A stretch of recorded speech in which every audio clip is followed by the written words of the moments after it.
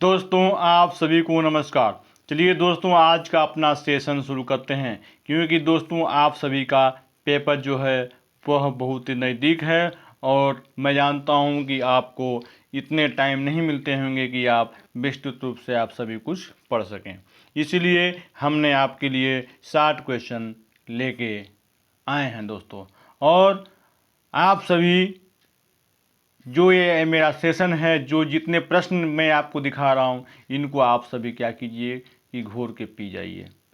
और कहीं से भी परीक्षा में कोई भी प्रश्न आवे, आप इसमें से तो प्रश्न आना ही आना है दोस्तों। इसलिए आपसे निवेदन है कि इन प्रश्नों को साफ से देखिए, साफ साफ देखिए और सभी प्रश्नों को एकदम हल कर जाइए। चलिए शुरू करते हैं। 1857 ईस्वी को क्रांति में पटना का नेतृत्व किसने किया था? तो पीर अली खां ने किया था। अब चलते हैं नेक्स्ट क्वेश्चन की तरफ। अब नेक्स्ट क्वेश्चन क्या क्या कह रहा है? 1857 ईस्वी की क्रांति में सर्वाधिक प्रभावित जिला कौन था? तो सर्वाधिक जिला क्या था? पटना हमारा था। अब चलते हैं 1908 ईस्वी में मुजफ्फरपुर में किंग्स फोर्ट पर बम फेंकने के आरोप में किसी फांसी की सजा हुई थी तथा किसने आत्महत्या की थी? खुदीराम बोस को फांसी की सजा हुई थी तथा प्रफुल्ल चाकी ने आत्महत्या की थी। 1913 ईस्वी में किसे पटना में अनुशीलन समिति की स्थापना की थी? सचिन नाथ सान्याल ने की थी। सर्वप्रथम बिहार प्रदेश कांग्रेस कमेटी का गठन कब हुआ था? तो 1908 में हमारा हुआ था। अब चलते हैं नेक्स्ट। बिहार प्रदेश की कांग्रेस कमेटी का प्रथम अध्यक्ष किसे बनाया गया था? तो हसन इमाम को बनाया गया था। अब चलते हैं नेक्स्ट क्वेश्चन की तरफ। नेक्स्ट क्वेश्चन कह रहा है 1857 ईस्वी को क्रांति में पटना का नेतृत्व किसने किया था? तो पीर अली खां ने किया था। 1857 ईस्वी की क्रांति में सर्वाधिक प्रभावित जिला कौन था? तो पटना था। 1908 में मुजफ्फरपुर में किंग्स फोर्ट पर बम फेंकने के आरोप में किसे फांसी की सजा हुई थी? खुदीराम बोस को फांसी की सजा हुई थी और प्रफुल्ल चाकी ने आत्महत्या की थी। 1913 ईस्वी में किसी पटना में अनुसूचित समिति की स्थापना की थी? सचिन नाथ सान्याल ने। सर्वप्रथम बिहार प्रदेश कांग्रेस कमेटी की गठन कब हुआ था? 1908 में। बिहार प्रदेश की कांग्रेस कमेटी का प्रथम अध्यक्ष किसे बनाया गया था? तो हसन इमाम को। 1908 ईस्वी में बिहार प्रादेशिक सम्मेलन का प्रथम अधिवेशन कहाँ हुआ था? दोस्तों जो बहुत ज़्यादा इम्पॉर्टेंट हैं उनको हम आप कम से कम 2 बार आपको रिपीट कराएंगे, क्योंकि 2 बार रिपीट होगा तो आपके दिल में एकदम बैठ जाएगा क्वेश्चन और आंसर भूलेगा नहीं आपको। चलिए अब चलते नेक्स्ट देखते हैं। 1908 ईस्वी की में किन 2 क्रांतिकारियों ने मुजफ्फरपुर के जिला जज किंग्स फोर्ट के फिटन पर बम फेंका था? तो खुदीराम बोस और प्रफुल्ल चाकी ने फेंका था। बिहार को बंगाल से कब अलग किया गया? तो 1 अप्रैल 1912 ईस्वी को अलग किया गया। 1912 ईस्वी में भारतीय राष्ट्रीय कांग्रेस का 27वां सम्मेलन बिहार के किस नगर में आयोजित हुआ था और उसका अध्यक्ष किसे चुना गया था? पटना में आयोजित हुआ था और RN माधोलकर को अध्यक्ष चुना गया था। पटना उच्च न्यायालय की स्थापना कब हुई थी? 1916 ईस्वी में। पटना विश्वविद्यालय की स्थापना कब हुई थी? 1917 में। पर बिहार के पटना शहर में होम रूल लीग की स्थापना कब हुई थी तथा इसका अध्यक्ष किसे नियुक्त किया गया था? 1916 ईस्वी में अध्यक्ष मौलाना मजरूहुल हक को। महात्मा गांधी ने भारत में सर्वप्रथम सत्याग्रह कब और कहाँ किया था? 1917 ईस्वी में बिहार के चंपारण में किया था। किसके अनुरोध पर महात्मा गांधी ने चंपारण यात्रा की थी? राजकुमार शुक्ल के अनुरोध पर महात्मा गांधी ने चंपारण की यात्रा की थी। 1908 ईस्वी में किन 2 क्रांतिकारियों ने मुजफ्फर के जिला जज किंग्स फोर्ट के फिटन पर बम फेंका था? एक प्रश्न ऊपर था इस, क्योंकि बहुत इंपॉर्टेंट है। खुदीराम बोस और प्रफुल्ल चाकी ने। और ये देखिए बिहार को बंगाल से कब अलग किया गया था? 1 अप्रैल 1912 को। अब आपको याद हो गया होगा ये दोनों क्वेश्चन। 1912 ईस्वी में भारतीय राष्ट्रीय कांग्रेस 27वां सम्मेलन किस नगर में हुआ था, आयोजित हुआ था और उसका अध्यक्ष किसे चुना गया था? पटना में आयोजित हुआ था और RN माधोलकर, एकदम याद कर लीजिएगा दोस्तों, को अध्यक्ष चुना गया था। अब चलते हैं नेक्स्ट क्वेश्चन की तरफ। 1919 ईस्वी में वर्तमान मधुबनी जिला के किसानों को दरभंगा राज्य के विरुद्ध आंदोलन करने के लिए किसने संगठित किया था? स्वामी विद्यानंदन ने किया था। 1918 ईस्वी में कांग्रेस के बम्बई अधिवेशन की अध्यक्षता किसने की थी? बिहार के प्रसिद्ध बैरिस्टर हसन इमाम ने की थी। शिक्षा के वैकल्पिक साधन उपलब्ध कराने के लिए पटना में स्थापित राष्ट्रीय महाविद्यालय का प्रथम प्राचार्य कौन थे? डॉक्टर राजेंद्र प्रसाद जी थे। पटना के सदाकत आश्रम का निर्माण किसने कराया था? मौलाना मजरुल हक ने कराया था। 1921 ईस्वी में बिहार विद्यापीठ का उद्घाटन किसने किया था? महात्मा गांधी ने किया था। 1921 ईस्वी में पटना में स्थापित बिहार विद्यापीठ के प्रथम कुलाधिपति तथा कुलपति कौन थे? तो कुलाधिपति मौलाना मजरुल हक, कुलपति ब्रजकिशोर प्रसाद थे। 1921 ईस्वी में पटना में सदाकत आश्रम से मौलाना मजरुल हक ने कौन सा अखबार निकाला था? तो द मदरलैंड निकाला था। बिहार में 1920 ईस्वी में चलाए गए असहयोग आंदोलन का सबसे व्यापक प्रभाव किस जिले पर पड़ा था? मुजफ्फरपुर और शाहाबाद पर पड़ा था। पटना के फुलवारी शरीफ में इमारत शरिया नामक संस्था का गठन किसने किया था? मौलाना सज्जाद ने किया था। 1922 ईस्वी में भारतीय राष्ट्रीय कांग्रेस का अधिवेशन बिहार के किस नगर में हुआ था तथा इसके अध्यक्ष कौन थे? तो गया में चित्तरंजन दास अध्यक्ष थे। बिहार के स्वराज दल का गठन कब हुआ था? फरवरी 1923 ईस्वी में हुआ था। 1928 ईस्वी में बिहार के साइमन कमीशन का बहिष्कार करके नेतृत्व में किसके नेतृत्व में हुआ था? तो अनुग्रह नारायण सिंह के नेतृत्व में हुआ था। बिहार सोशलिस्ट पार्टी का गठन कब और कहाँ हुआ था? 1934 ईस्वी में पटना के अंजुमन इस्लामिया हॉल में हुआ था। बिहार सोशलिस्ट पार्टी के प्रथम अध्यक्ष और सचिव कौन थे? तो अध्यक्ष प्राचार्य नरेंद्र देव और सचिव जयप्रकाश नारायण थे। अखिल भारतीय किसान सभा का गठन कब और किसने किया था? 1936 ईस्वी में स्वामी सहजानंद सरस्वती ने किया था।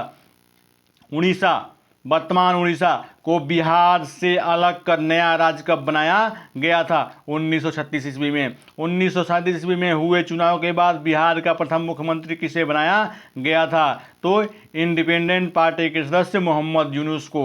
20 जुलाई 1937 ईस्वी को किसके नेतृत्व में कांग्रेस सरकार ने गठन किया था? श्री कृष्ण सिंह के नेतृत्व में गठन किया था। अगस्त 1942 ईस्वी में भारत छोड़ो आंदोलन का नेतृत्व बिहार में किसने किया था? डॉक्टर राजेंद्र प्रसाद ने। अगस्त 1942 में भारत छोड़ो आंदोलन के दौरान डॉक्टर राजेंद्र प्रसाद को गिरफ्तार कर किस जेल में रखा गया था? बांकीपुर जेल पटना में रखा गया था।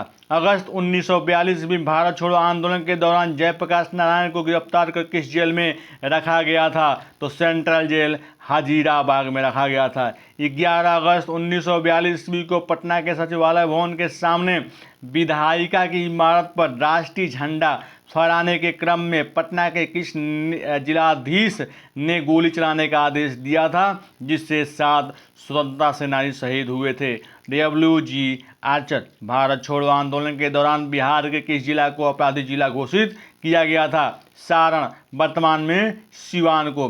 भारत छोड़ो आंदोलन के दौरान किसके नेतृत्व में नेपाल में युवकों को छापा मार युद्ध की शिक्षा देने के लिए एक केंद्र संगठित किया गया था? तो जयप्रकाश नारायण के नेतृत्व में। नेपाल में आज़ाद दस्ता का गठन किसने किया था? तो जयप्रकाश नारायण ने। जयप्रकाश नारायण ने आज़ाद दस्ता का गठन किस लिए किया था? इसका गठन विशेष रूप से तोड़ फोड़ कार्य करने के लिए सरकार के विरुद्ध किया गया था, ताकि युद्ध कार्यों में सरकार को बाधा पहुँचे। आज़ाद दस्ता का पहला प्रशिक्षण शिविर नेपाल के किस जंगल में गठित किया गया था? तो राजविलास जंगल में। आज़ाद दस्ता के प्रशिक्षण शिविर के निदेशक कौन थे? तो सरदार नित्यानंद सिंह थे। 9 दिसंबर 1946 ईस्वी को संविधान सभा का अस्थायी अध्यक्ष किसे नियुक्त किया गया था? सिन्हा को नियुक्त किया गया था।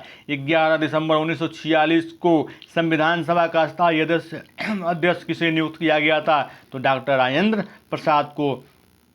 स्वतंत्रता प्राप्ति के बाद भारत का राष्ट्रपति किसे नियुक्त किया गया था? बिहारी निवासी डॉक्टर राजेंद्र प्रसाद को। स्वतंत्रता प्राप्ति के बाद बिहार का प्रथम राज्यपाल कौन हुआ था? तो जयराम दास दौलत राम। स्वतंत्रता प्राप्ति के बाद बिहार का प्रथम मुख्यमंत्री कौन हुआ था? डॉक्टर श्री कृष्ण। जलप्रपात वाटरफॉल क्या है? जब नदी की जलधारा पहाड़ियों की ऊंचाई से तेज गति से नीचे गिरती है तो इस अवस्था को हम जलप्रपात कहते हैं।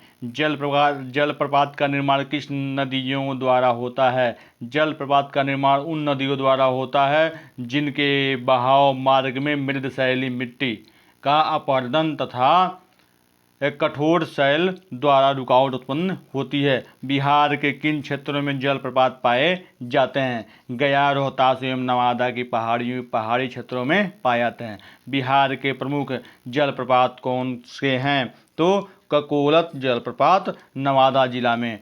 गर्म जल के स्रोत क्या हैं? तो किसी पहाड़ अथवा पहाड़ी से निकलते हुए गर्म जल के सोते कहलाते हैं। जल कुंड क्या है? पहाड़ या पहाड़ी से निकलते हुए गर्म जल के सोते जब एक स्थान पर होता है तो उसे क्या कहते हैं? जलकुंड कहते हैं। अब नेक्स्ट, गर्म जल के स्रोतों के लिए बिहार का सुप्रसिद्ध ऐतिहासिक स्थल कौन सा है? तो राजगीर है। बिहार के सुप्रसिद्ध जलकुंड कौन कौन से हैं? कुंड राजगीर, मखदूम कुंड राजगीर। नेक्स्ट है नाना कुंड राजगीर, गोमुख कुंड राजगीर, सप्तधारा कुंड राजगीर और सीता कुंड मुंगेर, रामेश्वर कुंड मुंगेर और लक्ष्मण कुंड मुंगेर, ऋषि कुंड मुंगेर। अब चलते हैं नेक्स्ट क्वेश्चन के तरफ। नेक्स्ट क्वेश्चन है, बिहार के मुख्य रूप से कितने धर्मों के लोग रहते हैं? बिहार में मुख्य रूप से हिंदू, मुस्लिम, सिख, ईसाई, बौद्ध, जैन धर्म के लोग रहते हैं। बिहार राज्य में बोली जाने वाली प्रमुख भाषाएं कौन कौन सी? तो हिंदी, उर्दू, मैथिली तथा अंग्रेजी। बिहार राज्य की राजकीय भाषा क्या है? तो हिंदी। बिहार राज्य की दूसरी राजकीय भाषा कौन है? उर्दू। बिहार की भोजपुरी क्षेत्रीय भाषाएं कौन हैं? तो भोजपुरी, मैथिली, मगही, वज्जिका तथा अंगिका। भोजपुरी भाषा बिहार के किन क्षेत्रों में बोली जाती है? भोजपुर, रोहतास, छपरा, सिवान, गोपालगंज, पश्चिमी तथा पूर्वी चंपारण। मैथिली भाषा बिहार के किन क्षेत्रों में बोली जाती है? समस्तीपुर, बेगूसराय, दरभंगा, मधुबनी, पूर्णिया, अररिया, मधेपुरा, सुपौल, भागलपुर, सीतामढ़ी, पूर्वी मुजफ्फरपुर, खगड़िया एवं सहरसा। मगधी भाषा बिहार में किन क्षेत्रों में बोली जाती है? तो पटना, गया, जहानाबाद, नवादा, औरंगाबाद और नालंदा। वज्जिका भाषा बिहार के किन क्षेत्रों में बोली जाती है? पश्चिम मुजफ्फरपुर, वैशाली तथा पूर्वी चंपारण। अंगिका भाषा बिहार के किन क्षेत्रों में बोली जाती है? भागलपुर। बिहार में सर्वाधिक बोली जाने वाली भाषा कौन सी है? तो मैथिली है। अब चलते हैं नेक्स्ट क्वेश्चन की तरफ। चलिए नेक्स्ट क्वेश्चन, बिहार में लगने वाले प्रमुख मेले कौन कौन से हैं? तो बिहार में प्रमुख रूप से निम्नलिखित मेले लगते हैं। सोनपुर का मेला, ये क्या है? प्रत्येक वर्ष कार्तिक माह की पूर्णिमा में गंगा और गंडक नदियों के संगम पर सोनपुर में यह मेला लगता है। यह पशुओं और एशिया में लगने वाला सबसे बड़ा मेला है। इसे हरिहर क्षेत्र का मेला भी कहा जाता है। और मलमास का मेला, प्रत्येक तीसरे वर्ष धार्मिक दृष्टि जब अधिक मास होता है तो राजगीर में पूरे एक माह के लिए इस मेले का आयोजन किया जाता है। पितृपक्ष मेला, यह मेला बिहार के गया के प्रत्येक वर्ष भाद्रपद की पूर्णिया के आश्विन माह में अमावस्या तक के लिए आयोजित किया जाता है। सौराष्ट्र मेला, प्रत्येक वर्ष ज्येष्ठ आषाढ़ माह में सभागाछी मधुबनी आयोजित इस मेले में अविवाहित वयस्क युवकों को विवाह हेतु प्रदर्शित किया जाता है। यह मेला अपने अद्भुत रूप के लिए प्रसिद्ध है। सिमरिया मेला, प्रत्येक वर्ष कार्तिक माह में यह मेला बरौनी जंक्शन के दक्षिण पूर्व राजेंद्र पुल के निकट गंगा के किनारे आयोजित किया जाता है। इस मेले का धार्मिक दृष्टि से बड़ा महत्व है। सिंहेश्वर स्थान का मेला, मधेपुरा निकट सिंहेश्वर स्थान पर बहुत बड़ा मेला लगता है। मकर संक्रांति मेला, प्रत्येक वर्ष मकर संक्रांति के अवसर पर धार्मिक मेले का आयोजन राजगीर में किया जाता है। इस 15 दिवसीय मेले का धार्मिक जन गर्म पानी कुंड में स्नान कर दान पुण्य करते हैं। जानकी नवमी मेला, यह मेला सीतामढ़ी में सीता जी के जन्म दिवस के अवसर पर आयोजित किया जाता है। देव का मेला, यह मेला औरंगाबाद जिले के देव स्थान पर छठ पर्व के अवसर पर आयोजित किया जाता है। बैसाखी का मेला, यह वैशाली के भगवान महावीर के जन्म दिवस पर अवसर पर आयोजित किया जाता है। इस मेले में पूरे देश के जैनी लोग आकर मेले का आनंद लेते हैं। मुजफ्फरपुर का मेला, इस मेले में देश के साहित्य प्रेमी भाग लेते हैं। गुलाब बाग का मेला, यह मेला नवंबर महीने के पूर्णिया के निकट लगता है। यह बिहार का दूसरा सबसे बड़ा मेला है। और ककोलत मेला, प्रत्येक वर्ष मेष संक्रांति के अवसर पर नवादा जिले के ककोलत नामक स्थान पर इस मेले का आयोजन किया जाता है। अब चलते हैं नेक्स्ट क्वेश्चन की तरफ। नेक्स्ट है, पहाड़ी किसे कहते हैं? वह पहाड़ी कहलाता है जिसकी ऊंचाई 300 मीटर से कम हो। बिहार की पहाड़ियों को कितने भागों में बांटा गया है? 2 भागों में। उत्तरी बिहार की पहाड़ियों तथा गंगा के दक्षिणी भाग की पहाड़ियाँ। उत्तर बिहार में कौन कौन सी पहाड़ियाँ हैं तथा किस भाग में स्थित हैं? उत्तर बिहार में निम्नलिखित पहाड़ियाँ हैं जो उत्तर पश्चिम बिहार में रामनगर दून की पहाड़ियाँ, यही चंपारण जिले में स्थित हैं तथा इसकी अधिकतम ऊंचाई 240 मीटर है। सोमेश्वर श्रेणी, यह पश्चिमी चंपारण जिले में स्थित है तथा यह बिहार तथा नेपाल के बीच सीमा का काम करती है। इसकी अधिकतम ऊंचाई 875 मीटर है। दक्षिण बिहार, गंगा के दक्षिणी भाग में कौन कौन सी पहाड़ियाँ हैं? तो दक्षिण बिहार गंगा के दक्षिणी भाग में निम्नलिखित प्रमुख पहाड़ियाँ हैं। देखिए, अब देखिए, राजगिरी की पहाड़ियाँ नालंदा जिला में है। गिरियक की पहाड़ियाँ नालंदा जिला। खड़गपुर की पहाड़ियाँ मुंगेर जिला। रामशिला, महावर, इरवासा की पहाड़ियाँ गया जिला। बराबर की पहाड़ियाँ जहानाबाद जिला। और मंदार की पहाड़ियाँ बांका जिला। कैमूर की पहाड़ियाँ रोहतास जिला। अब चलते हैं नेक्स्ट क्वेश्चन के तरफ।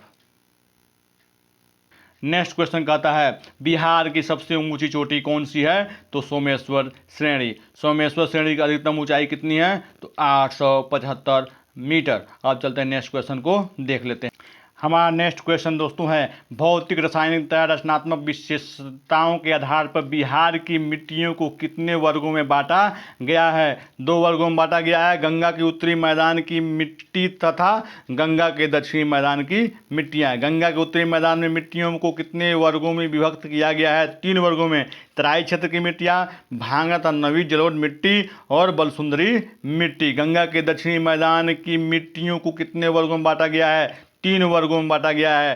टाल की मिट्टी, पुरानी जलोढ़, कैवाल मिट्टी तथा बलथर मिट्टी। दलदली अथवा तराई क्षेत्र की मिट्टी बिहार के किस भाग में पाई जाती है? बिहार और नेपाल सीमा पर चंपारण के किशनगंज तक पाई जाती है। दलदली मिट्टी में कौन सी फसल उगाई जाती है? दलदली मिट्टी में अधिक नमी होने के कारण इसमें घने जंगल उगते हैं। बांगर तथा नवीन जलोढ़ मिट्टी किसे कहते हैं? तो आप ये देखिए, और यह बिहार के किस भाग में पाई जाती है? तो गंगा, गंडक तथा कोसी नदियों की दोनों ओर बाढ़ के पानी द्वारा लाकर जाम की गई मिट्टी को नवीन जलोढ़ अथवा बांगर मिट्टी कहते हैं। इस मिट्टी में सर्वाधिक भाग उत्तरी बिहार, सहरसा एवं पूर्णिया जिला में है। सर्वाधिक उपजाऊ मिट्टी कौन सी है? तो बांगर अथवा नवीन जलोढ़ मिट्टी सबसे है। नवीन जलोढ़ मिट्टी में किस प्रकार की फसलें उगाई जाती हैं? धान, गेहूँ, गन्ना, जूट, मकई, बलसुंदरी तथा पुरानी जलोढ़ मिट्टी इसे कहते हैं उत्तर गंगा, गंडक एवं कोसी दोनों ओर से यहाँ बाढ़ का पानी नहीं पहुँच पाता है, इसे बलसुंदरी पुरानी जलोढ़ मिट्टी कहते हैं। नेक्स्ट क्वेश्चन है, बलसुंदरी अथवा पुरानी जलोढ़ मिट्टी का विस्तार बिहार में किस क्षेत्र में है? तो बलसुंदरी मिट्टी का क्षेत्र उत्तरी बिहार, दरभंगा, मुजफ्फरपुर, चंपारण जिले में तथा गंगा के दक्षिणी भाग के पटना, भागलपुर तथा मुंगेर क्षेत्रों में पाई जाती है। बलसुंदरी मिट्टी के किन प्रकार की फसलें उगाई जाती हैं? तो आम, केला, लीची उगाई जाती हैं। टाल की मिट्टी का विस्तार बिहार के किस क्षेत्र में है? तो गंगा के दक्षिणी भाग में 8 से 10 किलोमीटर की चौड़ाई में पट्टी में टाल की मिट्टी पाई जाती है। इसका विस्तार मोकामा क्षेत्र में है। टाल की मिट्टी में किस प्रकार की फसलें उगाई जाती हैं? साग सब्जियों की फसलें उगाई जाती हैं। बलथर मिट्टी बिहार के किस भाग में पाई जाती है? बिहार के सबसे दक्षिणी भाग में पाई जाती है। बलथर मिट्टी के किस प्रकार की फसल उगाई जाती है? उपजाऊ शक्ति होने के कारण तथा सिंचाई की व्यवस्था कम होने का यहाँ ज्वार, बाजरा, कुर्थी, अरहर जैसी मोटी फसलों को खेती में होती है। अब चलते हैं नेक्स्ट क्वेश्चन को देखते हैं। नेक्स्ट है, शिक्षा की दृष्टि से बिहार का भारत में कौन सा स्थान है? 29वां न्यूनतम साक्षर राज्य है। बिहार के शिक्षित लोगों की संख्या कितनी है बिहार के शिक्षित लोग? 5,25,00,000 और 4,553। बिहार के सर्वाधिक शिक्षित व्यक्ति किस जिले में हैं? तो पटना जिले में हैं। बिहार में कितने विश्वविद्यालय हैं और कहाँ कहाँ हैं? ताकि उनकी स्थापना वर्ष क्या है। बिहार में विश्वविद्यालय की संख्या 20 है जो निम्नलिखित है। पटना विश्वविद्यालय पटना में, भीमराव अम्बेडकर विश्वविद्यालय मुजफ्फरपुर, तिलक मांझी विश्वविद्यालय भागलपुर, कामेश्वर सिंह दरभंगा संस्कृत विश्वविद्यालय दरभंगा, मगध विश्वविद्यालय बोधगया, राजेंद्र कृषि विश्वविद्यालय पूसा समस्तीपुर, ललित नारायण मिश्र सिंधिया विश्वविद्यालय दरभंगा, वीर कुंवर सिंह विश्वविद्यालय आरा, जयप्रकाश नारायण सिंह विश्वविद्यालय छपरा, BN मंडप विश्वविद्यालय मधेपुरा, नालंदा खुला विश्वविद्यालय नालंदा, मौलाना मजरूर हक अरबी फारसी विश्वविद्यालय पटना, महात्मा गांधी केंद्रीय विश्वविद्यालय मोतिहारी, आर्यभट्ट ज्ञान विश्वविद्यालय पटना, नालंदा अंतर्राष्ट्रीय विश्वविद्यालय नालंदा, अलीगढ़ मुस्लिम विश्वविद्यालय किशनगंज, इंदिरा गांधी खुला विश्वविद्यालय जिसे इग्नू के नाम से जानते हैं, पटना क्षेत्रीय कार्यालय। ठीक, और देखिए पूर्णिया विश्वविद्यालय पूर्णिया, पाटलिपुत्र विश्वविद्यालय पटना, मुंगेर विश्वविद्यालय। ठीक, अब चलते हैं दोस्तों नेक्स्ट क्वेश्चन के तरफ। अब चलते हैं चिकित्सा महाविद्यालय की तरफ। पटना मेडिकल कॉलेज पटना में बना है, 1925 में स्थापना हुआ है। दरभंगा मेडिकल का Darbhanga 1947, Jawaharlal Nehru medical college Bhagalpur 1971, Nalanda medical college Patna 1969, Patna dental college Patna 1974 और Shri Krishna medical college Muzaffarpur 1971, Anugrah Narayan Magadh medical college Gaya, Buddha dental college Patna, Karpoori Thakur medical college Madhepura 2000, government medical college Bettiah, Vardhman institute of medical college Nalanda, Akhil Bharatiya Ayurvigyan Sansthan AIIMS Patna, Indira Gandhi institute of medical science Patna. अब चलते हैं नेक्स्ट क्वेश्चन के तरफ। नेक्स्ट क्वेश्चन है बिहार में कौन कौन से इंजीनियरिंग महाविद्यालय कहाँ कहाँ हैं। तो national institute of technology Patna और Bhagalpur engineering college Bhagalpur, Muzaffarpur institute of technology Muzaffarpur, Maulana Abdul Kalam Azad engineering college Patna, faculty of agriculture engineering college Pusa, Darbhanga engineering college Darbhanga, Indian institute of technology Patna 2008, Magadh engineering college Gaya, Motihari engineering college Motihari, Samastipur institute of technology Samastipur, BP Mandal engineering college Madhepura, Jayaprakash institute technology Chhapra, Nalanda college of engineering Chandigarh ये Chandi Nalanda, RPS engineering college Patna. Next है बिहार में कौन कौन से कृषि महाविद्यालय हैं। राजेंद्र कृषि महाविद्यालय पूसा समस्तीपुर, बिहार कृषि महाविद्यालय सबौर, तिरहुट कॉलेज ऑफ एग्रीकल्चर ढोली मुजफ्फरपुर। बिहार में कितने ललित कला महाविद्यालय हैं।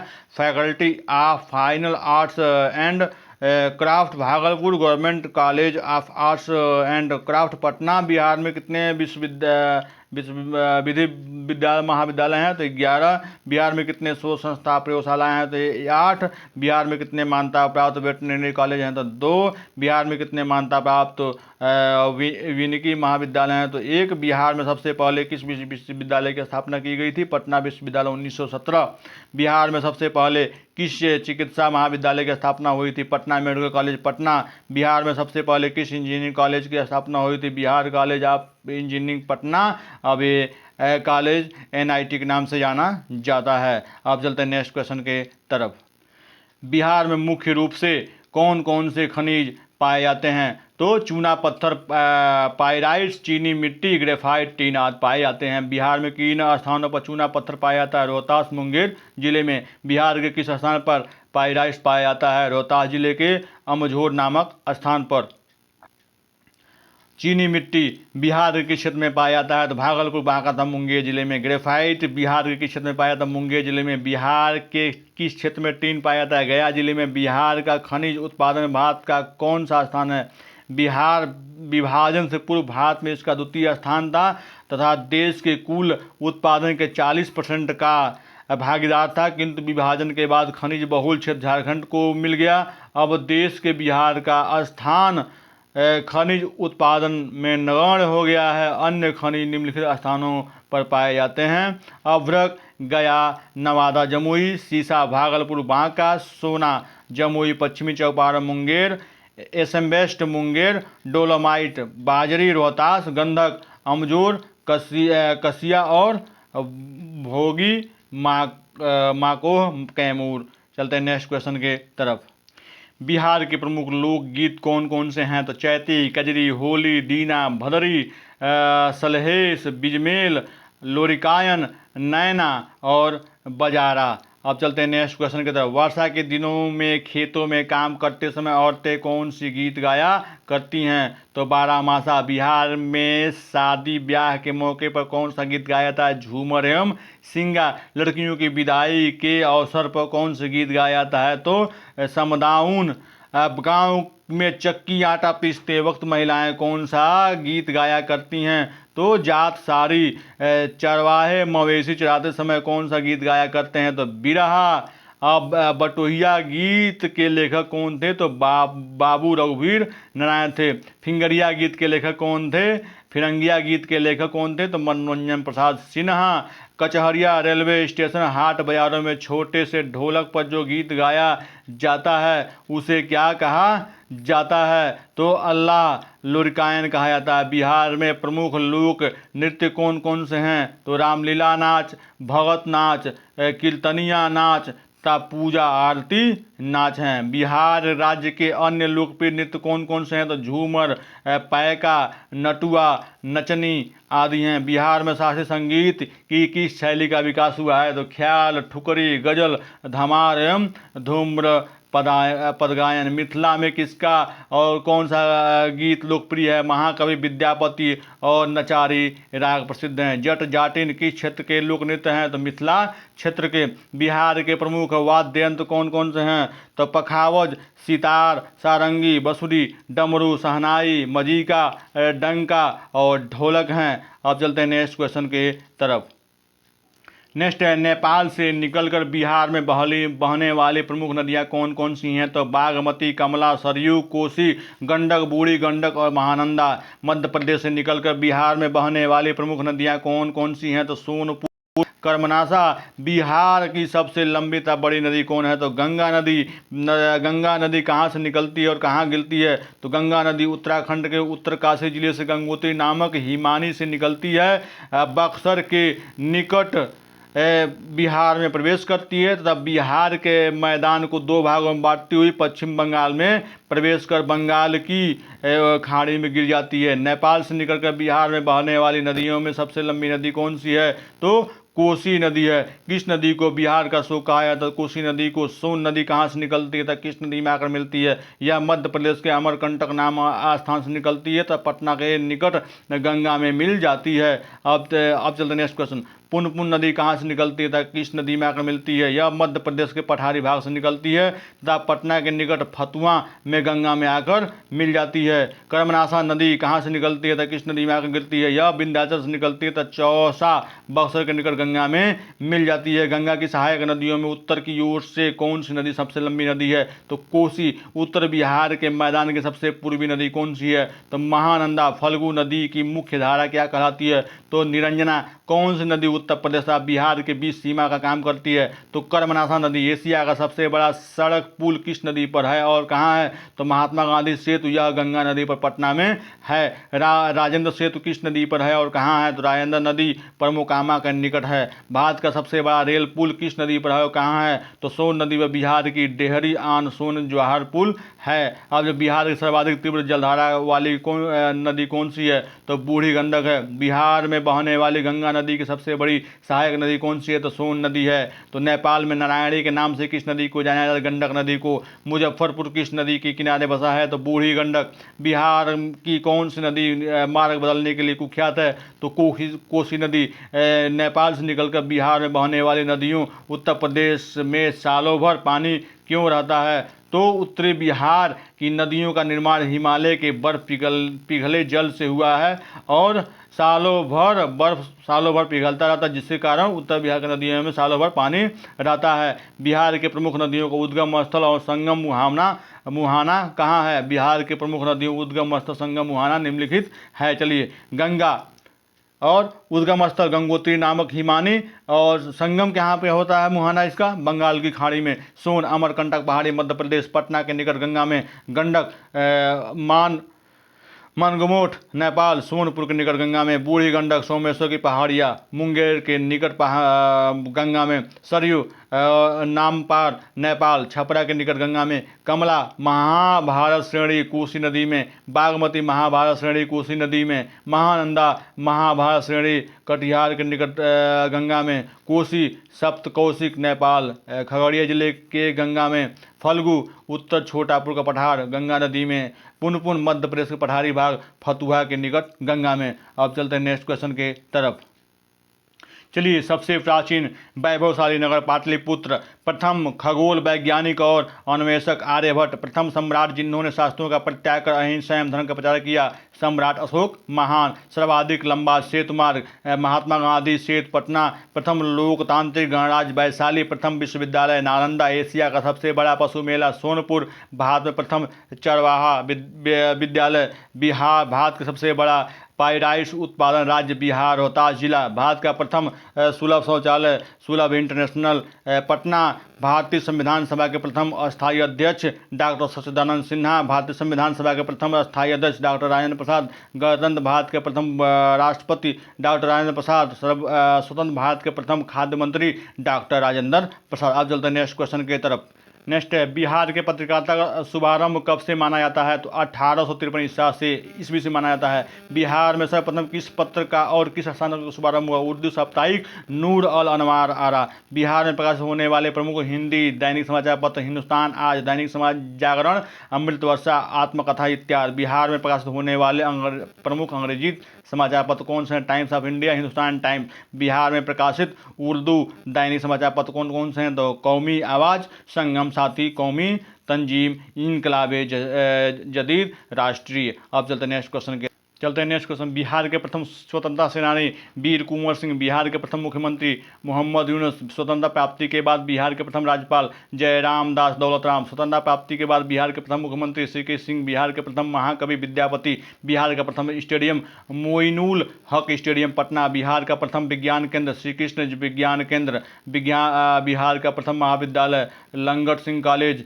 बिहार का प्रथम तेल शोधक कारखाना बरौनी, बिहार का प्रथम बुद्ध मंदिर बोधगया आधुनिक, बिहार का प्रथम विश्वविद्यालय पटना विश्वविद्यालय, बिहार का प्रथम दूरदर्शन प्रसारण केंद्र मुजफ्फरपुर, बिहार का प्रथम दैनिक समाचार पत्र सर्चलाइट, बिहार का प्रथम हिंदी दैनिक समाचार पत्र सर्वहितैषी, बिहार का प्रथम जादूघर पटना, बिहार का प्रथम नृत्य भवन भारतीय नृत्य कला मंदिर पटना, बिहार का प्रथम आकाशवाणी केंद्र पटना, बिहार का प्रथम मैथिली फिल्म कन्यादान, बिहार का प्रथम भोजपुरी फिल्म हे गंगा मोहे तोरे पीर चढ़ीबो, बिहार के प्रथम ज्ञानपीठ पुरस्कार मेरा रामधारी सिंह दिनकर, बिहार के प्रथम निर्दलीय मुख्यमंत्री महामाया प्रसाद सिन्हा, बिहार के प्रथम मुस्लिम मुख्यमंत्री अब्दुल गफूर, बिहार के प्रथम मुस्लिम राज्यपाल डॉक्टर जाकिर हुसैन, बिहार के प्रथम व्यक्ति जो लोकसभा का अध्यक्ष बने बलराम भगत, दिल्ली के राज सिंहासन बैठने वाला प्रथम बिहारी शेरशाह सूरी, बिहार के प्रथम हरिजन मुख्यमंत्री भोला पासवान शास्त्री, अशोक चक्र प्राप्त करने वाले प्रथम व्यक्ति RPM रणधीर वर्मा, बिहार के प्रथम महिला मुख्यमंत्री राबड़ी देवी। आप चलते हैं नेक्स्ट क्वेश्चन की तरफ। देखिए दोस्तों, बिहार में भारत सरकार के कौन कौन से औद्योगिक उपक्रम स्थापित हैं? बिहार में भारत सरकार के निम्नलिखित औद्योगिक उपक्रम स्थापित हैं। बरौनी तेल शोधक कारखाना बरौनी रूस की सहायता से इसकी स्थापना 1964 ईस्वी में की गई थी और यह भारतीय तेल निगम द्वारा कार्यरत है। बरौनी खाद कारखाना बरौनी, इसकी स्थापना हिंदुस्तान फर्टिलाइजर 1964 ईस्वी में की गई थी। और भारत वैगन एवं engineering company limited Mokama, railway Jamalpur. Bihar में राज्य सरकार के कौन कौन से प्रमुख उद्योग स्थापित हैं? तो Bihar state scooters limited Fatuha Patna. Bihar में निजी क्षेत्र में कौन कौन से औद्योगिक उपक्रम स्थापित किए हैं? रोहतास इंडस्ट्रीज लिमिटेड डालमिया नगर, हिंद इंजीनियरिंग कंपनी बरौनी। बिहार राज्य के सरकार के औद्योगिक उपक्रम कौन कौन से हैं? तो Bihar state fruits and civil supply corporation Patna, Bihar forest development corporation limited Patna, Bihar state finance corporation limited Patna, Bihar state export corporation limited Patna और agro industry development corporation limited. और देखिए, Bihar state dairy corporation limited Patna, Bihar state housing corporation limited Patna, Bihar state sugar corporation limited Patna, Bihar state small industry development Patna, Bihar state textile book public Patna. Bihar में अन्य प्रमुख उद्योग कौन कौन से हैं? तो चीनी उद्योग हैं, तो मढ़ौरा, महाराजगंज, पचरुखी, हथुआ, गोपालगंज, नरकटियागंज, बगहा, गरौल, सकरी, रैयात, लोहट, हसनपुर, गुरार, मोतिहारी, बेतिया, रीगा। सिगरेट उद्योग कहाँ है? तो मुंगेर। बंदूक उद्योग मुंगेर। जूट उद्योग कटिहार, समस्तीपुर, फरबिसगंज। कागज उद्योग डालमिया नगर, समस्तीपुर, दरभंगा। और रेलवे उद्योग मुजफ्फरपुर, जमालपुर, मोकामा। बिहार में लघु एवं कुटीर उद्योग कौन कौन से कहाँ स्थापित किए गए हैं? तो बिहार में लघु एवं कुटीर उद्योग निम्नलिखित स्थानों पर स्थापित किए। रेशम उद्योग भागलपुर। बटन उद्योग महेशी, दलसिंह सराय, दिया सिलाई उद्योग कटिहार। हथकरघा मधुबनी, भागलपुर तथा बिहार शरीफ। कंबल उद्योग गया, पूर्णिया, औरंगाबाद, मोतिहारी। बीड़ी उद्योग बिहार शरीफ, झाझा, जमुई। सूती कपड़ा उद्योग गया, बक्सर, डुमराव। बर्तन उद्योग सिवान, बिहटा। चमड़ा उद्योग मोकामा, गया, दीघा। चलिए भाई, इसी के साथ आज का ये सेशन समाप्त हुआ। और कृपया आप चैनल को लाइक कीजिए, सब्सक्राइब कीजिए और शेयर कर दीजिए दोस्तों। कल मिलते हैं नेक्स्ट वीडियो के साथ। बहुत ही इम्पॉर्टेंट वीडियो है दोस्तों। और एक वीडियो हमारी आज शाम को आएगी, और शाम वाली वीडियो ज़रूर देखिएगा दोस्तों, क्योंकि आज अगर शाम का वीडियो आपने देख लिया तो जो कल का पेपर है वो आपका बहुत लाजवाब होगा दोस्तों। और आप की जो उम्मीद है, आप जरूर अपनी उम्मीदों पे खरा उतरेंगे दोस्तों। तब तक नमस्कार, बाय दोस्तों, गुड नाइट, नमस्कार दोस्तों। चैनल को सब्सक्राइब और लाइक जरूर कीजिए दोस्तों। धन्यवाद।